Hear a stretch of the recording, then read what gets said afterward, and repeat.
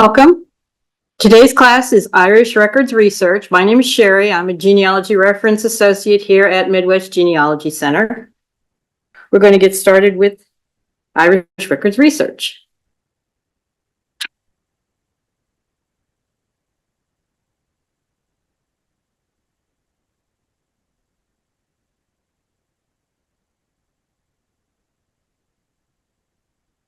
All right, just like with everything in genealogy, we always start with ourselves and work our way back.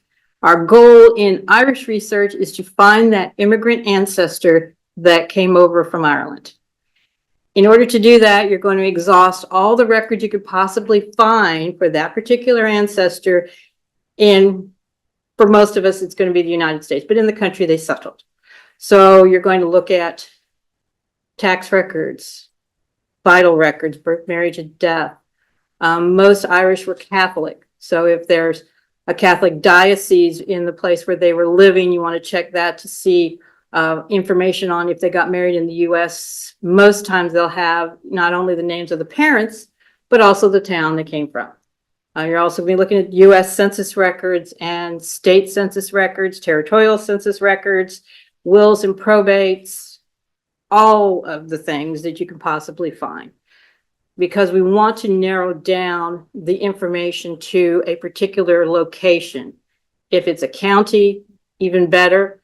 A town, perfect. Parish, just as good, because there's no central location for records in Ireland. So we need to kind of narrow it down so you're not focusing on trying to search the entire country. Here's an example of a passenger list. This is for One Fitzmaurice. She arrived in New York in 1886. And if we take a good look at the actual record on the far right side of her information, it tells what county she was from.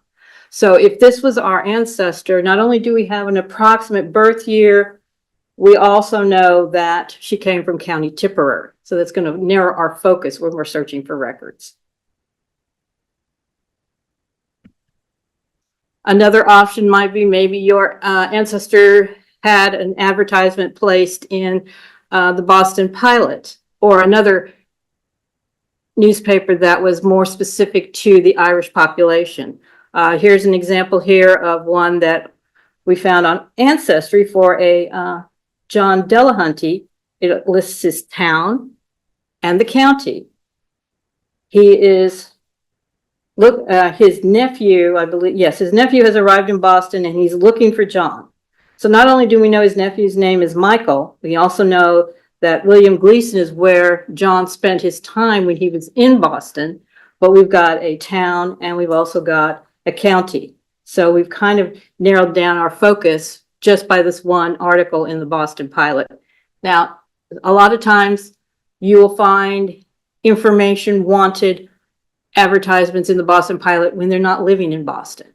A lot of times they would send these advertisements to the newspaper and they might have been in neighboring towns or farther away, but they knew that a lot of the Irish would read this newspaper and they would put the information in there to find their relative. So as I said, because of the lack of available records in Ireland, a lot of the Irish censuses have been destroyed or lost. You do need to know something about the jurisdictions of Ireland, which is what we're going to talk about first, and where your ancestor lived, which is why we're doing that exhaustive search of records in the US. Their religion is also important because that's going to determine whether or not there are some records available at certain time periods. And we'll talk about that in a moment too. So we're going to start off with the jurisdictions. Once you master the jurisdictions of Ireland, you're pretty well safe to know what you're going to need for different records. Different records were categorized by different jurisdictions. So for example, some may have been county and then civil parish, or some might have been set up by barony and townland. So if the closer you get to that particular town that your ancestor came from, the better off you're going to be when searching records. So we're going to start with the province, which is the largest division, and there were 4 of them in Ireland: Ulster, Leinster, Munster, and Connacht. Then we're going to go talk a little bit about counties, baronies, poor law unions, parishes. There were 2 types: civil parishes and ecclesiastical parishes, which is divided up into the Church of Ireland and the Roman Catholic Church. And then the smallest unit of jurisdiction would be the townland. Okay. Now, a lot of these have been replaced in the 1970s. Ireland redid their whole jurisdictional thing. So a lot of their records nowadays don't normally go by a lot of these different jurisdictions. But for our purposes, when we're researching, we're going to need to know a lot of these different divisions. So within the 4 provinces, these are the different counties, and they're listed here under each of their provinces. You'll see Ulster has 9, Leinster has quite a few, more so than any of the other divisions. Munster and Connacht also has some too. But for example, Oni Fitzmaurice, she would be in the county of Munster, because the province of Munster, because her county, Tipperary, is located there in Munster.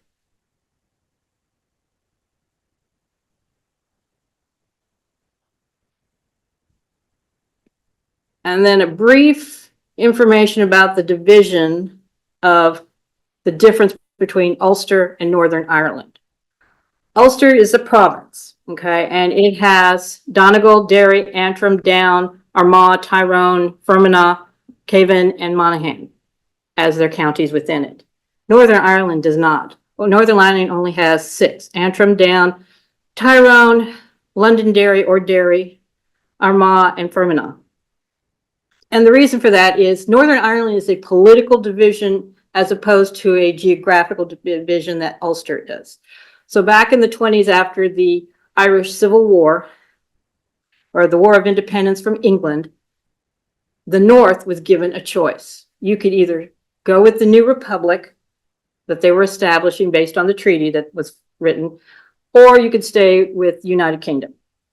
6 of the counties, which are designated as Northern Ireland, decided to stay, and the others decided to go with Ireland, the Republic. So a lot of Unionists will call Northern Ireland Ulster instead of Northern Ireland because they're trying to separate themselves from the Irish. So when you see the division here, just remember that Northern Ireland is more of a political division and Ulster is more of a geographical division.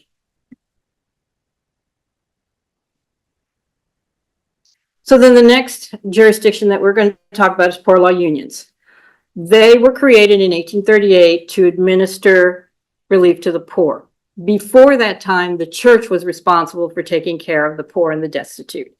The government decided to take that over in the early 1800s. So they created the Poor Law Relief Act, which allowed them to pretty much divide up each of the provinces and counties into what they called poor law unions. Most of these poor law unions were based on a particular major town in that area. So in that town, they would create a workhouse where they would dispense relief to the poor, or the poor would come and live at the workhouse, depending on how they wanted to do it. But it would be in a market town, and that's the division that they would use. For example, in the province of Connacht, you can see on the left, we have the actual province and the division of the counties, but on the right, that whole province was divided up into many different poor law unions. Okay. So, for example, if you find a record that is categorized by a poor law union, but you do know the town, or you at least know the county, you can narrow it down to several smaller units of poor law unions in order to figure out which one that you would need the record for. Later on, they decided that they needed a doctor in each of these areas. So within the poor law union, they divided that up a little bit further into what they call dispensary districts. And that's where the doctor would be located. So if any of the poor needed medical attention, they would go to the particular nearest dispensary district to get care for that. Later on, when the poor law unions became, at least naming wise, something of a negative connotation, they decided when they just were going to create civil registration, they would rename everything. So poor law unions became superintendent registrar districts, same boundaries, it's just a different name. So just remember that as you're doing your research, that the name has changed, but the location is still the same. Spencer area districts were also changed to something nondescript that didn't give a negative connotation. But most of the time, the dispensary districts probably will not be a category that you will find records under, but just be aware that you might have to know that as well. The next one would be the baronies. Now, these are the old territorial divisions. They were used to describe property that was given to someone from the crown or from a Irish chieftain, depending on the time period.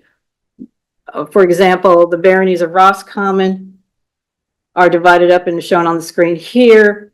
So if, for example, you need an old age pension claim from the early 1900s, they will be categorized first by barony and then by civil parish. So if you wanted to find out if your ancestor did sign up for the old age pension, you would need to know the barony as well as the civil parish. It is a subdivision of a county, but like a lot of the divisions in Ireland, they didn't necessarily stay within the boundaries, okay? Some of them might have kind of moved over a little bit. So just be aware of that. Some of the edges may be a little bit fuzzy. So then we have the basic unit for record keeping, which is the parish. You're golden if you know the parish.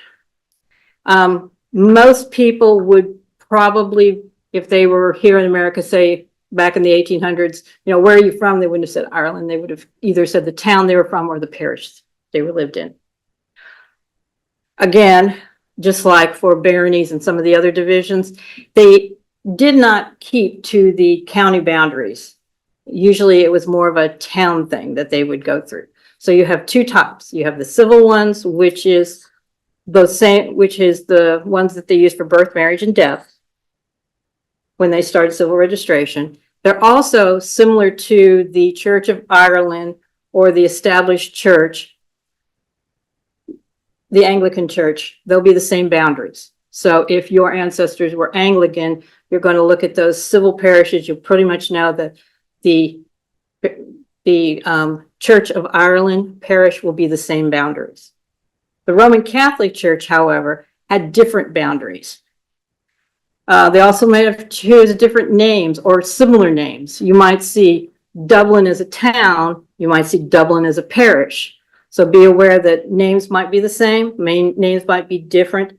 A lot of the Roman Catholic parishes changed over the years. So some of them might have been split apart because more people were living there and they needed more parishes in that area, or they might have been amalgamated and put together with another parish, depending on the time period. So this is where history comes in. You might have to do a little research on the history of the parishes in the area you're looking at to see if your parish is still there or if it was moved into another parish or if it was just gone altogether. Here's an example. On the left, we have a map of the County Waterford, and you'll see this is the Catholic parishes. You'll see there's no rhyme or reasons for the divisions. You've got some really tiny ones on the east side. You've got some extremely large ones on the west side.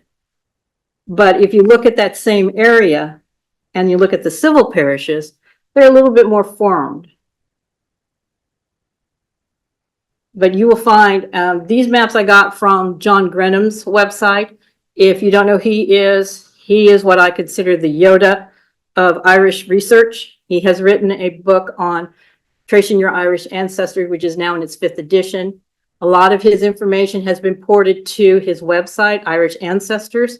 So if you have a question about maps and diagrams, check his website first, see if they have something, because they're great.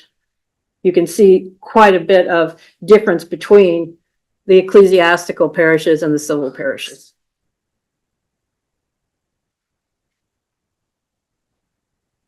Then the talon would be the smallest unit that they use, and there's over 61,000 of them. So they can be anywhere from a few acres in size to thousands of acres in size. Again, there's no rhyme or reason why they did what they did. Basically, they were named after topographical or man-made features. So one border might be a large tree, one other border might be a river at the time, which may have dried up or may have moved in another direction. You just don't know. Some townlands and some towns have the same name. Again, we go through, there might be a townland called Dublin. There was in a town called Dublin, in a parish called Dublin. So just be aware that when you're looking for information, you kind of get an idea of whether we're talking about a townland or a parish or a town or a county.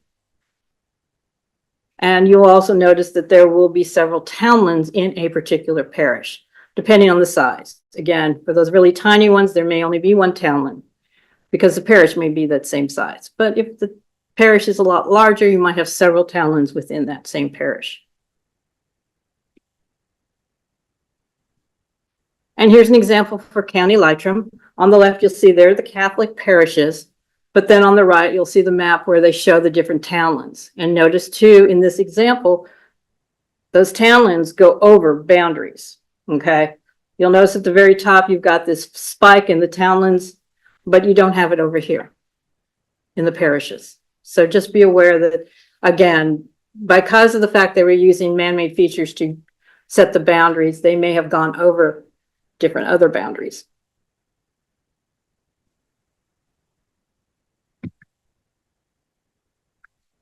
So here's where it gets a little interesting, especially for the North. So if you have Scots-Irish ancestors, the plantation of Ulster is pretty important for your particular research. A lot of different monarchs over the centuries tried to colonize Ireland with English citizens. King James I, who was also, before he became the King of England, he was the King of Scotland. He was the first one to successfully do that.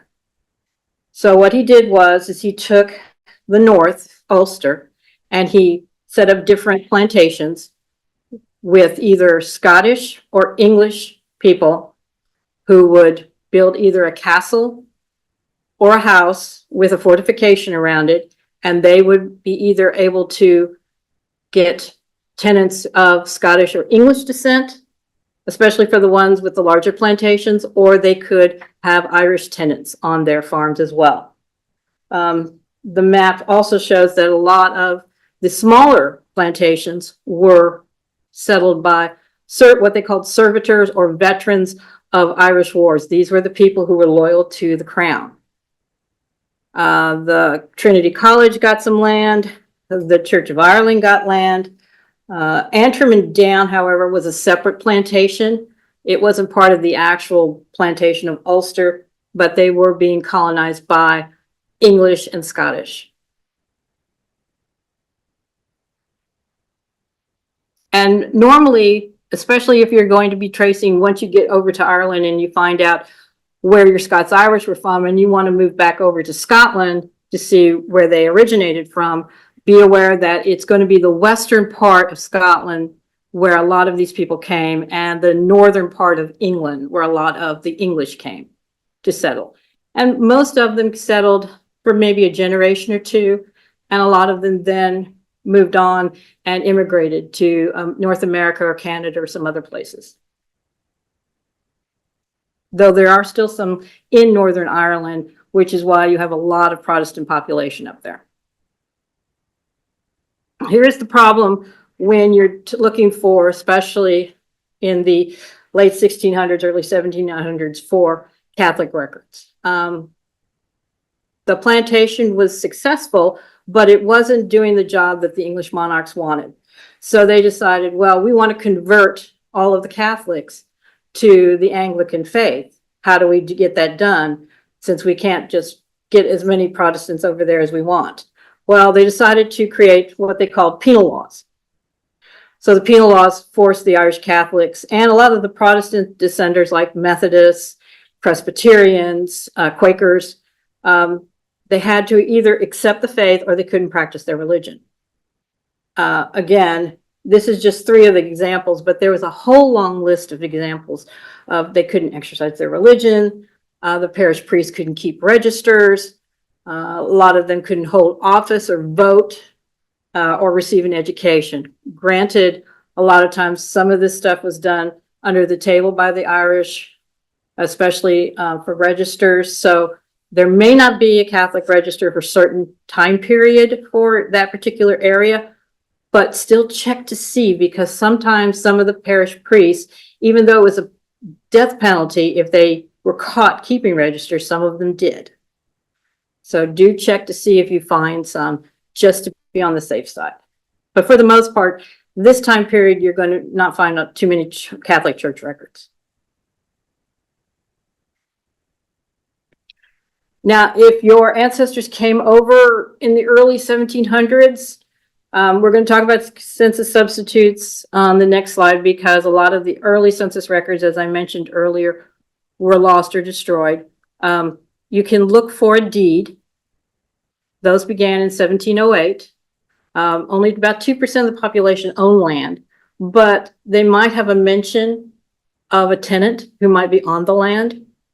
So do check to see if maybe your ancestor's name is listed there. Memorials. There is a headstone project that's going on where they are going to different locations and trying to sort of like find a grave, but for the Irish. We have the Registry of Deeds project that's going on where people are trying to find either a transcript or the actual deed and put those online. Maybe your ancestor would be listed in an estate paper. Of course, you need to know who the landowner was at the time that your ancestor was a tenant farmer on that land, but usually they will list, rent. There'll be rent rolls on those estate papers, or there'll be tax on the estate papers, or maybe they were growing potatoes or they were spinning yarn. They would be listing their crops on the estate papers. So you might find information on your ancestor within somebody's estate papers. One of the things that you really do want to look for is a passenger list. William Philby is an editor of the Passenger and Immigration Index, which goes almost, I think it's like 1550 or 1600, that far back, and they try to find any instance or source information for passenger lists that far back. You'll look at Ancestry. If you have an individual subscription to Ancestry, they're listed online there as well. If you use the library edition, they're not part of the library edition, but we have the actual books out here on the floor that you can take a look through. Remember too that it wasn't until the 1800s that the United States actually required the ship captain to leave a copy of the passenger list. Before that, it was usually up to the local port whether or not they wanted a list or not. And so a lot of them may not have a list still intact. There might be a transcript of a list somewhere, or there might be a list, but it's at an archive somewhere. Not everything is online. So just be aware that as you're further back in time you go, the less likely you may find a passenger list, but there might be something to substitute that, like a transcript or something. Okay, for census substitutes during this early time period, you're going to look at land records and surveys, because even though they may not have owned the land, they were farming and paying rent on the land. So they may be listed on that. We mentioned the Registry of Deeds, muster rolls, if they were part of either Irish Army or the English Army, there might be a muster roll. For military records for the English, you're going to look at the National Archives in England as opposed to in the country of Ireland. Taxation rolls, church records. If maybe your ancestor gave a deposition for his landowner or for some other person, they may be listed in a deposition. And we mentioned again the state records. The National Archives of Ireland, if you're looking for an overview of how those things were set up, they've got one there. If you're looking in the north, the Public Record Office of Northern Ireland is going to be your first stop.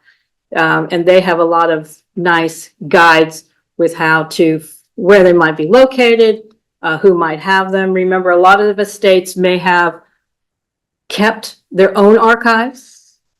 I've seen a lot of areas where the family who originally owned an estate still has part of that estate and they have their own archives. Or they may have given them, donated them to another archive or the Public Record Office or the National Library of Ireland or the National Archive of Ireland. So there are a few places to look for those particular estate records. And then church records. This time period, since this is before civil registration, a lot of the records that you're going to find, if it's not related to taxes or crops or estate papers, would be baptismal and marriage records. Remember too, that this is the time of the penal laws. So a lot of Catholic records may not be in existence. Burial registers were only kept about 20% of the parishes until the 1880s. And for genealogy purposes, all it does is give the name of the deceased and the date of the burial, not necessarily the date of death. So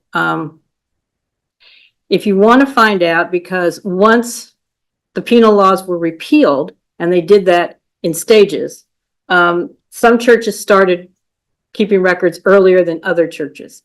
Again, John Grenham's website and his book will give you kind of an idea of when your particular area started that up again.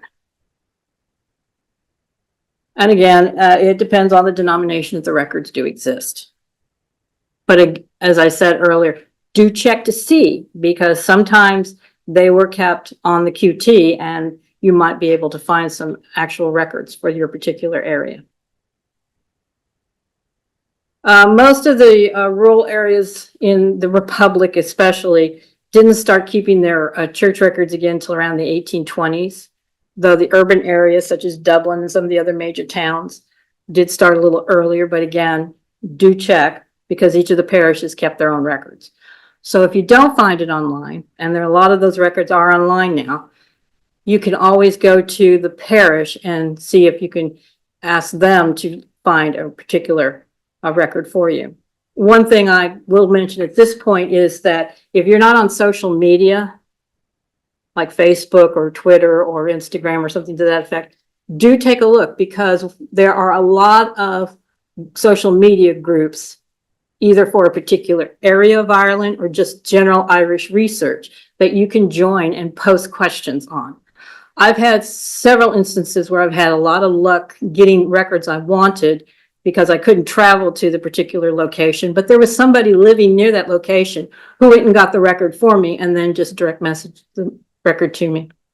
So, you know, try to use every avenue you can possibly think of in order to find out about those records.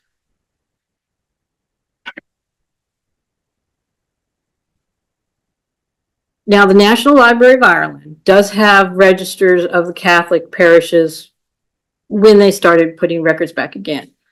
You'll find the indexes for those at Ancestry and Find My Past. They are online and they're up to 1900.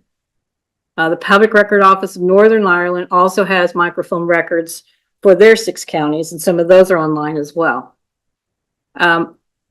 We're going to talk about the Irish Genealogy website. They have posted pretty much all of the Catholic parish records that they could possibly find on their website. Family Search has some. The ones that you find at the National Library of Ireland are also on Family Search. So if you don't want to take a look at the National Library of Ireland's website, go directly to Family Search and take a look there. The Irish Family History Foundation, or rootsireland.ie, does have some records for the 32 counties.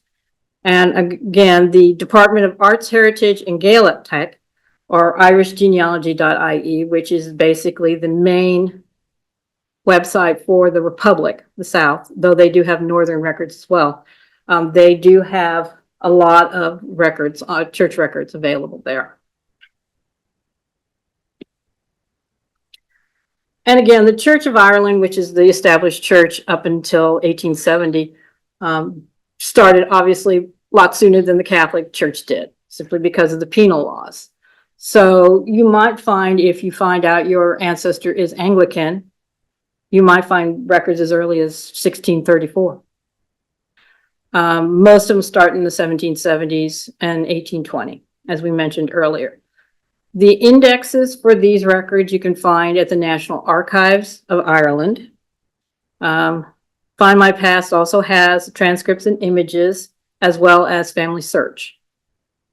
Find My Past started out as a United Kingdom database before they branched out into other countries like the US and the rest of Europe. So they have a lot of particular database collections that are specific to Find My Past. So if you're doing a lot of research in Ireland, in Scotland, Find My Past is probably the first place, along with Family Search, that you're going to take a look at for records, either images or actual transcripts. The Genealogical Office at the National Library has abstracts of marriage license bonds from 1630 to 1858. So if you're looking at that particular time period, that's another place that you can take a look at. So I mentioned some of these, but we'll just go over quickly the websites for church records. We're going to look at the Family History Foundation. That's a subscription-based, mainly for the North, but they do have some Southern. Irish Genealogy is kind of the flip side of that. It is a free site, though. You can look at any of the records they've got online. Ancestry Library Edition, Family Search, John Grenham's website, Irish Ancestors, great to kind of point you in the right direction. Find My Past. If you don't have an individual subscription to Find My Past, but you're local to Midwest Genealogy Center, we do have the library edition that you can just come here and take a look at. Ulster History Foundation, again, is a paid site, but that's for the North. And a lot of other Roots Web and other websites have transcripts of records. So do a Google search or Bing search or whatever browser you use to search for records on the web and see what comes up. Now, in the late colonial period, the English just realized that preventing the Irish from practicing their faith wasn't working. So then they decided another way to do it was to get them to immigrate. So around this time, you're going to find 5 waves of immigration. Most of them are going to be due to similar things such as drought, rack renting, where the landlord would start upping the rent as every time he turned around and they couldn't afford it, so they'd have to leave. Diminished trade in wool is one reason for that first wave. And again, we're talking religious persecution, political persecution. But again, you'll notice that on these, you've got drought is very important for several of these things. Famine, the Great Famine was just one of many famines that occurred in Ireland over the centuries. The one that I find very interesting is the fourth wave. They decided to use propaganda to get people to immigrate, the Irish to immigrate. So they would have posters splattered around saying, you know, cheap fares, get on the ship, go to the United States. We're going to go to Canada, and then you can just cross over from there because it's cheaper for us to take you from Ireland to Canada, and then you can just cross over the border and go into the United States, or you can take one of the US ships directly to the United States. And it was very effective. A lot of Irish immigrated during this late period in the 1700s. In fact, my ancestors immigrated during that time period. I don't know for a fact that the effective propaganda was the reason why. I think they were just starving and they needed to leave, but that was the time period that mine came over. And then the last wave, again, they were raising rent so abysmally that nobody could stay. There's a lot of books during this time period that you can take a look at. If you have Irish Presbyterians, this book here from 1613 to 1840 is a very good book. If you're looking for the congregation, because obviously they didn't have a division, a land division for the Presbyterian, you usually went by the congregation name. There's a History of Congregations book. Estate Papers, Researching Scots-Irish Ancestors is a very good book by William Ralston. Public Record Office of Northern Ireland, again, if you're looking for the north, that's the place to go. If you're looking for the south, it would be the Public Record Office. And then the census substitutes that we mentioned earlier would also be applied. I believe there's a few others that I want to read off real quick. In 1740, there was a census of Protestant householders. This was a tax list that was indexed by barony and parish. A lot of the counties exist in hard copy only, but there's a lot of transcripts online. So you may not see the actual image, but you could find the transcript. The religious census of 1766, the Church of Ireland wanted the rectors to compile a list of all householders, including their religion. Didn't matter if it was Catholic, Presbyterian, or Anglican, they just wanted to know. So that's out there. You can find that on Ancestry and Family Search. The 1749 census of Elphin, where a bishop was authorized to discover the ratio of Protestants to Catholics, and Find My Past has the transcript of that. So there are other census substitutes out there for this particular time period online that you can take a look at as well. So here's the pre-famine years. This is the starting where they've realized that, you know, it's not working. So we're going to start the Catholic Relief Acts, where they're going to start giving more of their rights back to them. So they were able to start voting again, or they were able to keep church registers again. They also had in 1803 the Passenger Acts. This is because of the fact that their ways of migration were working so well in the previous time period, and they were running out of people to tend the land. The prices went up. So immigration dropped significantly during this early time period. And then this is also the time period where the poor law unions were created. So for church records around this time period, and some of this will be the Catholic church records, you can take a look at Family Search, Irish Genealogy, Roots Ireland, and Find My Past. Tax records would be something else you'd want to look at this time period as well. Family Search, Find My Past, and the National Archives would be your places to go for a lot of those. The tithe allotment books, which some of them have the names of the townland occupants in it. So those would be another one around this time period that you want to take a look at, see if the name appears. And then there's the workhouse records. You know, they had to register if they wanted to enter the workhouse, or they might have had paperwork regarding why they were entering the workhouse. Ancestry, Find My Past, Family Search, and the National Archives has a lot of those information. Not all of those records survived, but a lot of them did, and they're quite interesting to read. And then once again, because of the fact that we don't have any extant censuses, there's also census substitutes in this time period as well. Some of the previous ones we just talked about, you know, and others as well. I want to mention the Poor Law Union and Workhouse records. Here's an example on the left of an actual woman's dormitory in Galway. And this is, and the top picture is what they slept on, basically. Now, there are a lot of, there's no comprehensive guide, but there's a lot of books out there that will tell you, okay, if your ancestor was from this particular area, you might want to check this particular place or this particular place for whatever records you might find that are not online. A lot of these workhouses, especially during the Great Famine, were overflowing with people. A lot of them camped outside the workhouse because there was no room in the workhouse. So at this point, you know, the government was trying to help a lot of these people migrate. So they may have given them jobs in, say, a port like Liverpool. So they might have had to go to England to find work. And then from there, once they earned enough money, they could take their family and immigrate to the US. Or they might have moved to another area in Europe. Who knows? It just depends. But if you're looking for England workhouse records, that would be at the National Archives. Find My Past has some of those, since they have a lot of English records as well. But there will also be some records in the Irish workhouses as well.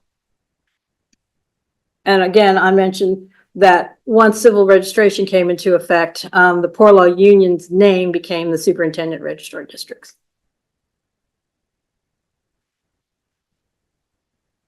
So 1821 is the first Irish census, and up to 1891, mostly these census records, they were done every 10 years on the ones, as opposed to the US where we do every 10 years on the zeros.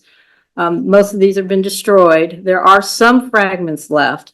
You can find a lot of those online at the National Archives of Ireland, Find My Past, and Family Search, among other places. The only ones that are completely intact are the 1901 and 1911. No census was taken in 1921 because not only after the War of Independence, they went immediately into the Irish Civil War, so there was no census taken that time period. So the next census after the 1911 will be 1926, and that should be released in 2027. The Irish, just like the English, have a 100-year privacy law as opposed to the 72 privacy law the US has. So their information, if you're looking for something a little bit newer, will not be available to you until the 100 years is up. But this is an example of a census of Ireland in 1911 for a particular area, in a particular household. Pretty similar to what ours look like.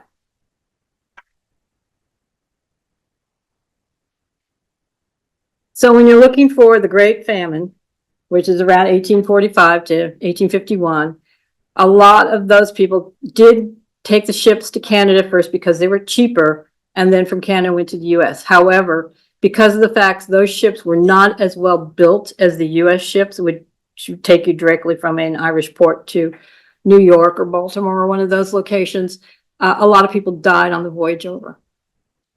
So there is a memorial site in Canada. Grosse Isle is the name of the memorial. And they do have a website if you want to take a look at that. Perhaps your ancestor did go over to Canada, survive the voyage, and then cross the border over into the US. You would be looking at the Library and Archives of Canada to take a look and see about records for that. Also, too, if they landed in New York for a while before they moved on westward. A lot of Irish established bank accounts at the New York Immigrant Savings Bank, especially the women. A lot of times they would have one of the daughters come over as a servant or a housekeeper.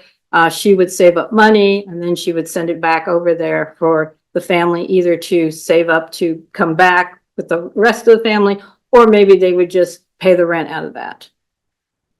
A lot of evictions occurred, obviously, because of the rack renting, because of the fact that as the famines were destroying crops, there was nothing that they could use to either feed their family or pay their rent. So you want to look at the Irish Famine Eviction website to take a look at that. It is very interesting to see how much it changed over the years. They have maps on there that kind of shows you from the one time period to the next, the amount of people that were leaving a particular area. For example, a lot more immigration came from the western part of Ireland as opposed to the eastern part of Ireland. There was a lot of immigration in the early years from the north and then from the south in the later years.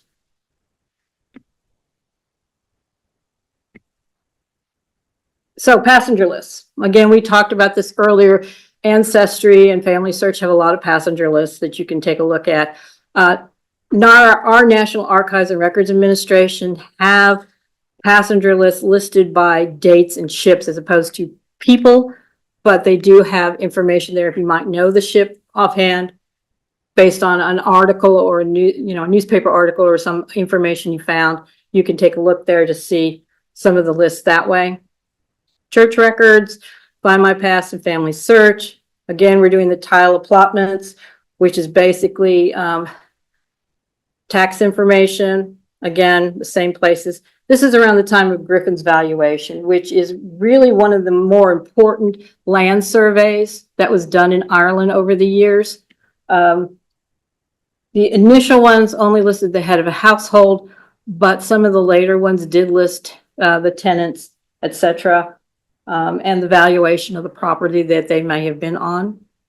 You can find Griffins pretty much at any of the databases, and Ask About Ireland is another location that you can check. It's free. that you can check for the Griffin's valuation. That one's really a very important one. So then we get to civil registration, which pretty much began in 1864.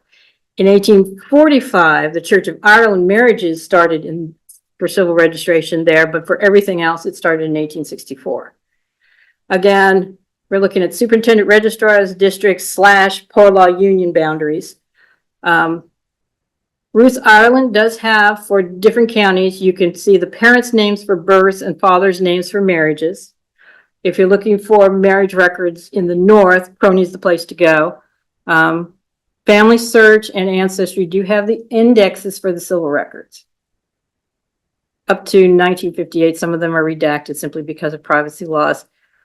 If you don't find what you're looking for, but you know pretty much the parish you're looking at, you can always contact the registrar's office in that area for whatever year you're looking for.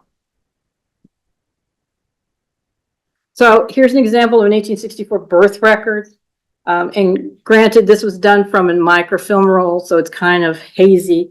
But this child at the bottom screen, Margaret, not only do we get her father's name, we get her mother's name and her mother's maiden name. Okay. Also what he did for a living, and where they lived. So you can get a good chunk of information on these different birth records for the civil registration.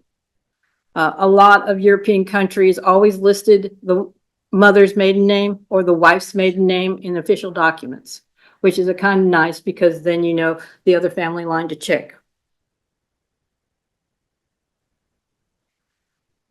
So for this time period up to 1921, again, we're going to look at Griffin's valuation because that went on for several years. They also had valuation revision books if they had to change something for some reason. You've got your civil registration. You've got the 1901 and 1911 censuses. Even though some of the parishes didn't start keeping Roman Catholic Church records until the 1850s, you do have some that started much earlier than that once the penal laws were repealed. So that would be another place to look. We mentioned the Registry of Deeds before, but you can always check that again. Wills and testamentary records. If, for example, a landowner, because not a lot of the poor had a will, but maybe they were mentioned in a will of somebody that they were a tenant of. You know, the usual suspects, plus the National Archive of Ireland and Irish Genealogy is another place to go for that. So briefly, why a lot of the records were lost? We can blame it on the Irish War of Independence and then the Irish Civil War. When the treaty was signed after the War of Independence from England, where the English allowed the North to decide whether they wanted to stay or whether they wanted to go with the new republic, a lot of Irish were against it. So we had now two factions, just like we did in the Civil War here in America, Confederate and Union. We have the Unionists and the people who were anti-Union. Some of those forces took over the Public Record Office, where all the records were being kept, or most of the records were being kept. And during the bombing of that particular location, a lot of records were destroyed. They had kept a lot of ammunition in the Public Record Office. As they were laying siege, they couldn't leave. They had to stay because they were being surrounded by the Irish forces. And when the Irish forces used their cannons to bomb the particular building, the ammunition blew up, paper went flying, building was pretty much destroyed. And now that's why we only have census fragments. You can see some videos on YouTube, for example, where they show you after the bombing took place and the people who were occupying the Public Record Office were arrested.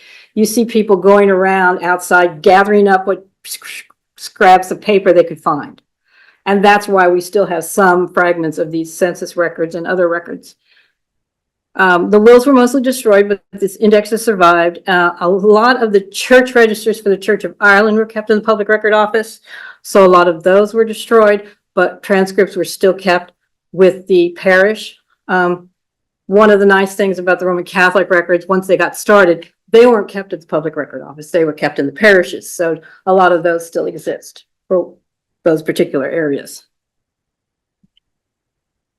Our address, in case you wanted to contact us, the MGC email address you see on the screen, that's our query service.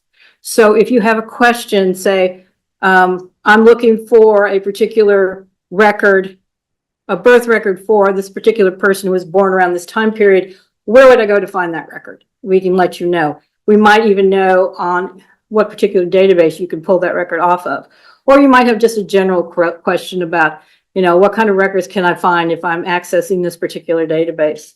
You can also call us, write us, and we can try to get back to you. We do have a Facebook account.